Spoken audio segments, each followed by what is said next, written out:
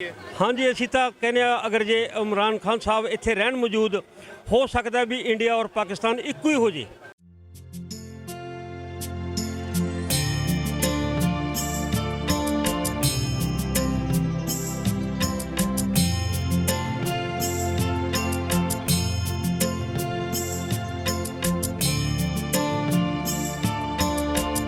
Hello अस्सलाम वालेकुम सत श्री अकाल। तुसी देख रहे हो PPTV और मैं हाँ तुहाडे नाल इरफान समोर। असी जन्म अस्थान ननकाना साहब मौजूद हाँ और इत्थे दे जिन्ने भी अरेंजमेंट्स ने, जिन्नियां भी तकरीबात ने, सैलीब्रेशनस ने बहुत खूब हो रही ने, बहुत खूब हो गुजरियाँ। आखिरी लम्हात चल रहे ने और लोगों ने इत्थे बड़ा आके सैलीब्रेशन से हिस्सा लिया, भरपूर पार्टिसिपेट किया। नगर कीर्तन होया वो भी तुहानू दिखाया, लोगों नाल मुख्तलिफ लोगों नाल गलबात की। एक होर भाई साहब मेरे नाल मौजूद ने, इन्हां नाल गलबात करने, इन्हां दे विचार भी तुहाडे नाल साझे करदे हां। सत श्री अकाल जी। जी सत श्री अकाल। सत श्री अकाल जी। मेरा हाल बहुत अच्छा जी, बहुत वधिया। तुसी सुनाओ तुहाडे की हाल? बस तुहानू देख देख के जिउने जी। क्या बात है जी, चस आ गई तुहाडी इस गल दा ही स्वाद आ गया। की नाम है अपना? मेरा नाम उजागर सिंह है सर। उजागर सिंह? हाँ जी सर जी। क्या बात है जी। उजागर सिंह साहब मेरे नाल मौजूद ने और उजागर सिंह साहब की करदे हो? मैं बिल्डिंग लाइन का ठेकेदार बंदा जी। बिल्डिंग लाइन का ठेकेदार बंदा यानी कह लो कि मिस्त्री। मिस्त्री। हाँ जी। क्या बात है जी। हाँ जी। अच्छा ठेकेदार साहब ਇਹ ਗੁਰਦੁਆਰੇ ਦਾ ਕੰਮ ਹੋਇਆ ਵਾ, ਠੀਕ ਆ, ਇਹਦੇ ਹਵਾਲੇ ਨਾਲ ਦੱਸੋ ਕਿੱਦਾਂ ਦਾ ਵਾ ਕੰਮ? ਇਹ ਤਾਂ ਬਹੁਤ ਵੈਰੀ ਬੈਸਟ ਹੋਇਆ ਜੀ। ਅਸੀਂ ਗੁਰੂ ਘਰ ਨੂੰ ਕੀ ਕਹਿ ਸਕਦੇ ਹਾਂ ਜੀ, ਇਹੋ ਜਿਹਾ ਕੰਮ ਅਸੀਂ ਨਹੀਂ ਕਰ ਸਕਦੇ ਜਿਹੜਾ ਤੁਹਾਡੀ ਗਵਰਨਮੈਂਟ ਨੇ ਇਹਨੂੰ ਚਾਰ ਚੰਨ ਲਾ ਕੇ ਥੱਲੇ ਤੋਂ ਲੈ ਕੇ ਉੱਪਰ ਤੱਕ ਚੱਕਿਆ ਜੀ।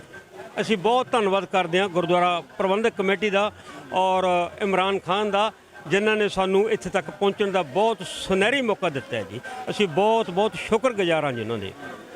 ਅੱਛਾ ਜੀ, ਕਿਉਂਕਿ ਤੁਹਾਡਾ ਕੰਸਟਰਕਸ਼ਨ ਐਂਡ ਡਿਵੈਲਪਮੈਂਟ ਨਾਲ ਕੰਮ ਹੈ, ਠੀਕ, ਤੇ ਤੁਸੀਂ ਇੱਕ ਖਾਸ ਨਜ਼ਰ ਨਾਲ ਦੇਖਦੇ ਹੋ ਕੋਈ ਵੀ ਚੀਜ਼ ਬਣੀ ਹੋਈ ਆ, ਕੋਈ ਪਿਲਰ ਬਣਿਆ ਹੋਇਆ ਵਾ, ਕੋਈ ਮੀਨਾਰ ਬਣਿਆ ਹੋਇਆ ਵਾ, ਕੋਈ ਦੀਵਾਰ ਬਣੀ ਹੋਈ ਆ, ਠੀਕ ਹੈ, ਤੁਸੀਂ ਉਹ ਮਟੀਰੀਅਲ ਵੀ ਦੇਖਦੇ ਹੋ, ਸਟਰਕਚਰ ਵੀ ਦੇਖਦੇ ਹੋ, ਤੇ ਉਸ ਬਾਰੇ ਜ਼ਰਾ ਦੱਸੋ। ਨਹੀਂ ਬਹੁਤ ਵਧੀਆ ਕੰਮ ਹੋਇਆ ਜੀ। ਕਿਉਂਕਿ ਜਿਹੜੇ ਗੁਰਦੁਆਰਿਆਂ ਦੇ ਕੰਮ ਹੁੰਦੇ ਨੇ ਇਹ ਬਹੁਤ ਸਲੋ ਸਪੀਡ ਨਾਲ ਔਰ ਬਿਲਕੁਲ ਠੀਕ ਠਾਕ ਬਣੇ ਹੁੰਦੇ ਨੇਗੇ, ਨਾ ਕਿ ਇੱਧਰ ਉੱਧਰ ਕਰਕੇ।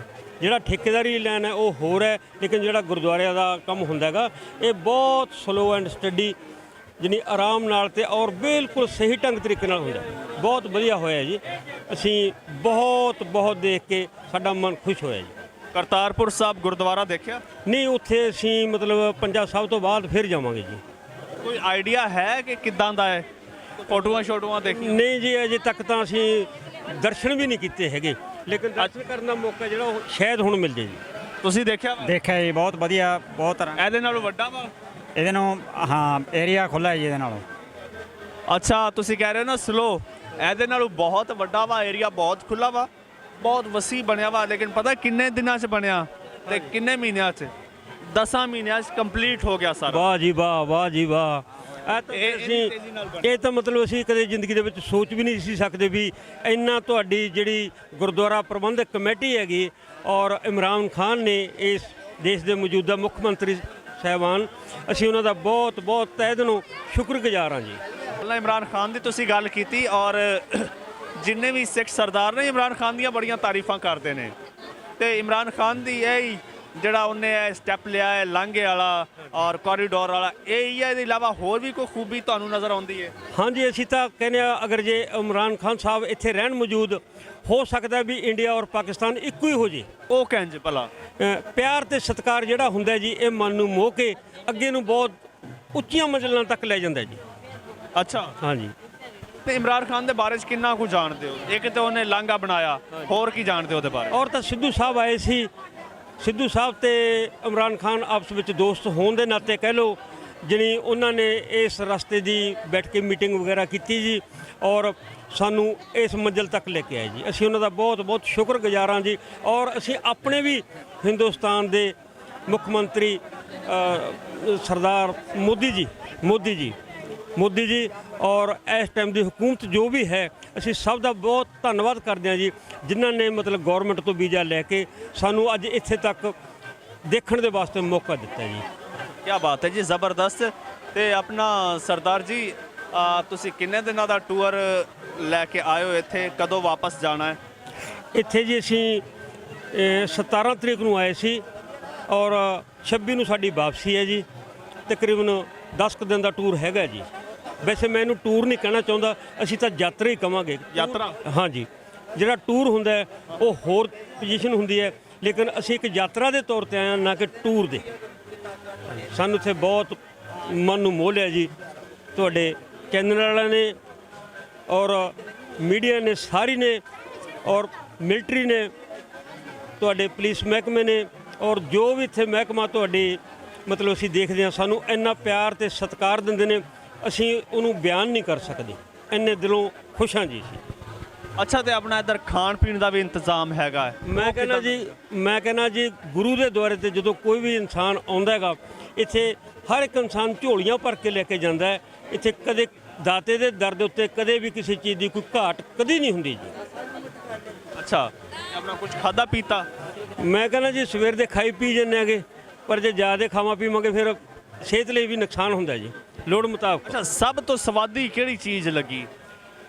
ਸਾਰੀਆਂ ਚੀਜ਼ਾਂ ਵੈਰੀ ਬੈਸਟ ਨੇ ਜੀ, ਅਸੀਂ ਕਿਸੇ ਚੀਜ਼ ਨੂੰ ਦੂਰ ਨਹੀਂ ਕਰ ਸਕਦੇ। ਸਾਡੇ ਵਾਸਤੇ ਤਾਂ ਮਤਲਬ ਸਾਰੀ ਚੀਜ਼ ਬਹੁਤ ਵਧੀਆ ਲੱਗੇ। ਦੇਖिए ਜੀ, ਹਰ ਚੀਜ਼ ਪ੍ਰਸ਼ਾਦਾ ਹੈ, ਲੇਕਿਨ ਇੱਕ ਖਾਸ ਟੇਸਟ ਹੁੰਦਾ ਹੈ ਨਾ ਕਿ ਇਹ ਬੜੀ ਵਧੀਆ ਚਾਹ, ਬੜੀ ਵਧੀਆ ਸੀ, ਜਾਂ ਆਲੂ ਛੋਲੇ ਜਾਂ ਕੋਈ ਹੋਰ ਚੀਜ਼। ਇੱਥੇ ਮਤਲਬ ਅਸੀਂ ਦੁੱਧ ਪੀਤਾ ਜੀ। ਕੀ ਬਾਤ। ਹਾਂਜੀ, ਉਹਦੀ ਜਾਣੀ ਬਹੁਤ ਵੈਰੀ ਬੈਸਟ ਸੀ, ਜਿਹੜਾ ਕਿ ਮਨ ਨੂੰ ਮੋਹਣ ਵਾਲੀ ਗੱਲ, ਕਿਉਂਕਿ ਚਾਹ ਤਾਂ ਲੰਗਰਾਂ ਦੇ ਵਿੱਚ ਵੀ ਬਣਦੀ ਹੈ ਸੰਗਤਾਂ ਵਾਸਤੇ ਔਰ ਆਪਾਂ ਘਰਾਂ ਦੇ ਵਿੱਚ ਵੀ ਬਣਾਉਂਦੇ ਹਾਂ, ਲੇਕਿਨ ਜਿਹੜੀ ਉਹ ਚੀਜ਼ ਸੀ ਉਹ ਇੱਕ ਬਹੁਤ ਵਧੀਆ ਚੀਜ਼ ਸੀ ਜੀ। ਅੱਛਾ, ਤੇ ਕੁਝ ਲੋਕੀ ਨਹੀਂ ਆ ਪਾ ਰਹੇ, ਕੋਈ ਉਹਨਾਂ ਨੂੰ ਡਰ ਹੈਗਾ ਕੋਈ ਸਿਕਿਉਰਿਟੀ ਦਾ, ਇਹ ਉਹ, ਤੇ ਇਸ ਬਾਰੇ ਉਹਨਾਂ ਨੂੰ ਕੀ ਪੈਗਾਮ ਦੋਗੇ? ਸਾਹਮਣੇ ਤੁਹਾਨੂੰ ਦੇਖ ਰਹੇ ਨੇ। ਅਸੀਂ ਤਾਂ ਜੀ ਉਹਨਾਂ ਨੂੰ ਇਹ ਵੀ ਕਵਾਂਗੇ ਵੀ ਇੱਥੇ ਕਿਸੇ ਵੀ ਕਿਸਮ ਦਾ ਕੋਈ ਡਰ ਨਹੀਂ।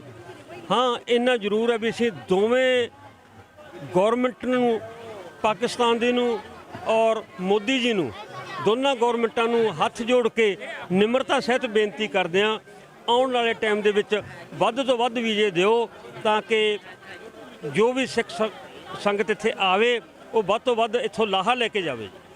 ਅੱਛਾ, ਸਿੱਖ ਜਿਹੜੇ ਸਰਦਾਰ ਨੇ, ਜਿਹੜੇ ਚੜ੍ਹਦੇ ਤੋਂ ਆਉਂਦੇ ਨੇ, ਉਹਨਾਂ ਦਾ ਇੱਕ ਮਸਲਾ ਤੇ ਵੀਜ਼ਿਆਂ ਦਾ ਹੈ। ਇਹਦੇ ਤੋਂ ਇਲਾਵਾ ਹੋਰ ਕਿਹੜੇ ਮਸਲੇ ਨੇ, ਕਿਹੜੀਆਂ ਚੀਜ਼ਾਂ ਨੇ ਜਿਨ੍ਹਾਂ ਤੇ ਕੰਮ ਹੋਣਾ ਚਾਹੀਦਾ ਵਾ? ਇੱਕ ਸਾਡੀ ਇਹ ਰਿਕੁਐਸਟ ਹੈ ਜੀ ਦੋਵੇਂ ਸਰਕਾਰਾਂ ਨੂੰ, ਅਗਰ ਜੇ ਇੱਥੇ ਵਾਈਫਾਈ ਲੱਗ ਜੇ ਤਾਂ ਕਿ ਆ ਜੋ ਵੀ ਟੈਲੀਕਾਸਟ ਹੋ ਰਿਹਾ ਹੈਗਾ, ਇਹ ਮਤਲਬ ਜਾਣੀ ਆਊਟਸਾਈਡ ਦੇ ਅਸੀਂ ਆਪਣੇ ਘਰਾਂ ਨੂੰ, ਯਾਰਾਂ ਦੋਸਤਾਂ ਨੂੰ, ਅਸੀਂ ਆਉਣ ਵਾਲੇ ਬੱਚਿਆਂ ਨੂੰ ਇਹ ਦੱਸ ਸਕੀਏ ਵੀ ਅੱਜ ਬੇਟਾ ਜੀ ਇੱਥੇ ਆਹ ਕੁਝ ਹੋ ਰਿਹਾ। ਨੈੱਟ ਨਾ ਹੋਣ ਦੀ ਵਜ੍ਹਾ ਦੇ ਕਾਰਨ ਅਸੀਂ ਫੋਨ ਵੀ ਨਹੀਂ ਕਰ ਸਕਦੇ। ਸਾਡੀ ਰਿਕੁਐਸਟ ਹੈ ਦੋਨੇ ਸਰਕਾਰਾਂ ਨੂੰ ਵੀ ਇਹਦੇ ਵਾਸਤੇ ਕੋਈ ਨਾ ਕੋਈ ਵਾਈਫਾਈ ਜਾਂ ਜਿਸ ਤਰ੍ਹਾਂ ਜੋ ਵੀ ਗੌਰਮੈਂਟ ਨੂੰ ਠੀਕ ਹੈ ਉਸ ਤਰ੍ਹਾਂ ਇਹ ਮਸਲਾ ਥੋੜ੍ਹਾ ਜਿਹਾ ਜ਼ਰੂਰ ਹੱਲ ਕਰ ਦੇਣ ਜੀ। ਬਹੁਤ ਸ਼ੁਕਰੀਆ ਜੀ। ਇਹ ਤੁਸੀਂ ਬੜਾ ਇੱਕ ਇੰਪੋਰਟੈਂਟ ਪੁਆਇੰਟ ਰੇਜ਼ ਕੀਤਾ ਵਾ। ਮੈਂ ਅੱਜ ਇੱਥੇ ਤੀਜਾ ਦਿਨ ਆ ਰਿਹਾ ਵਾਂ, ਕਵਰੇਜ ਵਗੈਰਾ ਕਰ ਰਿਹਾ ਵਾਂ। ਨੂੰ ਜਿਹੜਾ ਮਸਲਾ ਪੇਸ਼ ਆ ਰਿਹਾ ਹੈ ਉਹ ਵਾਈਫਾਈ ਦਾ ਆ ਰਿਹਾ ਵਾ, ਕਿਉਂਕਿ ਜਦੋਂ ਬਾਰਡਰ ਲੰਘਦੇ ਨੇ ਨਾ ਤੇ ਉਹਨਾਂ ਦਾ ਨੰਬਰ ਬੰਦ ਹੋ ਜਾਂਦਾ ਵਾ, ਸਰਵਿਸ ਨਹੀਂ ਆਉਂਦੀ, ਤੇ ਇੱਥੇ ਉਹਨਾਂ ਦੇ ਮੋਬਾਈਲ ਬੰਦ ਹੋ ਜਾਂਦੇ ਨੇ ਔਰ ਉਹ ਚਾਹੁੰਦੇ ਨੇ ਕਿ ਯਾਰ ਅਸੀਂ ਲਾਈਵ ਆਈਏ WhatsApp ਤੇ ਔਰ ਲਾਈਵ ਵੀਡੀਓ ਕਾਲ ਕਰਕੇ ਆਪਣੇ ਪਰਿਵਾਰ ਨੂੰ ਦਰਸ਼ਨ ਕਰਾਈਏ, ਜਾਂ ਫਿਰ ਅਸੀਂ Facebook ਤੇ YouTube ਤੇ ਲਾਈਵ ਜਿਹੜਾ ਸਟ੍ਰੀਮਿੰਗ ਕਰੀਏ, ਤੇ ਉਹ ਨਹੀਂ ਕਰ ਪਾਉਂਦੇ। ਬੜਾ ਸਾਰਾ ਇਵਨ ਕੰਟੈਕਟ ਵੀ ਨਹੀਂ ਕਰ ਪਾਉਂਦੇ। ਔਰ ਮੈਂ ਬਹੁਤ ਸਾਰੇ ਲੋਕਾਂ ਨਾਲ ਹੌਟਸਪੌਟ ਸ਼ੇਅਰ ਕੀਤਾ, ਹੌਟਸਪੌਟ ਦੇ ਜ਼ਰੀਏ ਨੈਟ ਸ਼ੇਅਰ ਕੀਤਾ। ਮੈਂ ਕਿਹਾ ਜੀ ਮੈਂ ਜਿੰਨੇ ਤੱਕ ਇੱਥੇ ਹਾਂ ਤੁਸੀਂ ਖੁੱਲ੍ਹ ਕੇ ਇਸਤੇਮਾਲ ਕਰੋ। ਵਾਅਦਾ ਤਾਂ ਅਸੀਂ ਵੀ ਕਰਕੇ ਆਏ ਸੀ, ਲੇਕਿਨ ਸਾਡੇ ਕੋਲੇ ਨੈਟ ਨਾ ਹੋਣ ਦੀ ਵਜ੍ਹਾ ਦੇ ਵਿੱਚ ਮਤਲਬ ਅਸੀਂ ਉਹਨਾਂ ਨੂੰ ਵੈਰੀ ਸੌਰੀ ਆ ਕਹਿੰਦੇ ਹੋਏ ਅਸੀਂ ਉਹਨਾਂ ਤੋਂ ਮਾਫੀ ਚਾਹੁੰਦੇ ਹਾਂ, ਕਿਉਂਕਿ ਅਸੀਂ ਕੁਝ ਕਰ ਨਹੀਂ ਸਕਦੇ ਜੀ। ਅਸੀਂ ਤਾਂ ਹੁਣ ਵੀ ਕਹਿੰਦੇ ਹਾਂ ਅਗਰ ਕੋਈ ਸਾਨੂੰ ਨੈਟ ਦੀ ਕਿਤੋਂ ਨਾ ਕਿਤੋਂ ਮਿਲ ਜੇ ਤਾਂ ਅਸੀਂ ਇਸ ਟਾਈਮ ਵੀ ਲਾਈਵ ਕਾਸਟ ਹੋ ਸਕਦੇ ਹਾਂ।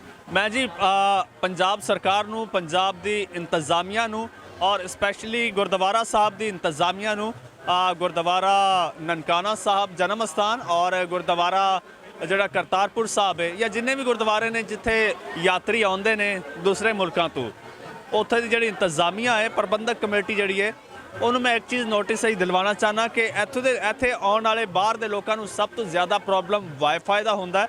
ਲਿਹਾਜ਼ਾ ਪੰਜਾਬ ਦੇ ਮੁਖਤਲਿਫ ਪਬਲਿਕ ਪੁਆਇੰਟਸ ਤੇ ਵਾਈਫਾਈ ਦੇ ਕਨੈਕਸ਼ਨਸ ਲੱਗੇ ਹੋਏ ਨੇ, ਫ੍ਰੀ ਵਾਈਫਾਈ ਬੂਥ ਹੈ ਨੇ, ਸੋ ਇੱਥੇ ਵੀ ਲਗਾ ਦਿਓ, ਗੁਰਦੁਆਰਿਆਂ 'ਚ ਵੀ ਲਗਾ ਦਿਓ, ਕਿਉਂਕਿ ਸਭ ਤੋਂ ਜ਼ਿਆਦਾ ਜਿਹੜੀ ਜ਼ਰੂਰਤ ਹੈ ਉਹ ਗੁਰਦੁਆਰਿਆਂ 'ਚ। ਇੱਥੇ ਵਾਈਫਾਈ ਲੱਗ ਜਾਏ ਤੇ ਲੋਕਾਂ ਨੂੰ ਬਹੁਤ ਜ਼ਿਆਦਾ ਆਸਾਨੀ ਹੋ ਜਾਏ। ਉਮੀਦ ਹੈ ਮੇਰੀ ਗੱਲ ਸੁਣੀ ਜਾਏਗੀ, ਅਗਰ ਸੁਣੀ ਜਾਏ ਤੇ ਅਮਲ ਵੀ ਕੀਤਾ ਜਾਏ ਤਾਂ ਕਿ ਲੋਕਾਂ ਨੂੰ ਆਸਾਨੀ ਪੈਦਾ ਹੋ।